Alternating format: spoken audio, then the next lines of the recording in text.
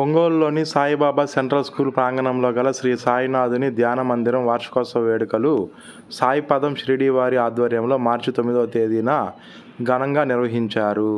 ఈ సందర్భంగా మార్చి 9వ తేదీ శనివారం నుంచి మార్చి 10వ తేదీ ఆదివారం సాయంత్రం వరకు అంగరంగ వైభవంగా వేడుకలు జరిగాయి. ఒంగోలు మరియు చుట్టుపక్కల గ్రామాల నుంచి మాత్రమే కాకుండా రాష్ట్రం నలుమూలల నుంచి భక్తులు విశేషంగా వచ్చి ఈ ఉత్సవాల్లో పాల్గొన్నారు. ఉత్సాహభరితంగా జరిగిన ఈ కార్యక్రమంలో నిరంతరాయంగా సాయినామము పారాయణం జరగడంతో పాటు పూజ్య గురుదేవులు శ్రీ సాయినాథుని శరత్ బాబూజీ సత్సంగ భాషణలు ఆడియో వీడియో మాధ్యమాల ద్వారా గురుబంధువులు విన్నారు. కార్యక్రమంలో భాగంగా నిర్వహించబడిన పలు సాంస్కృతిక కార్యక్రమాలు చూపరులను ఆకట్టుకున్నాయి.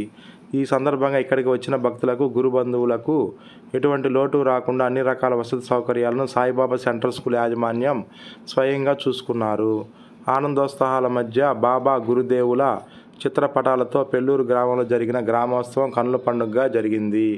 ఈ వేడుకలు ఆదివారం సాయంత్రం శ్రీ సాయిబాబా హారతితో ఘనంగా ముగిశాయి.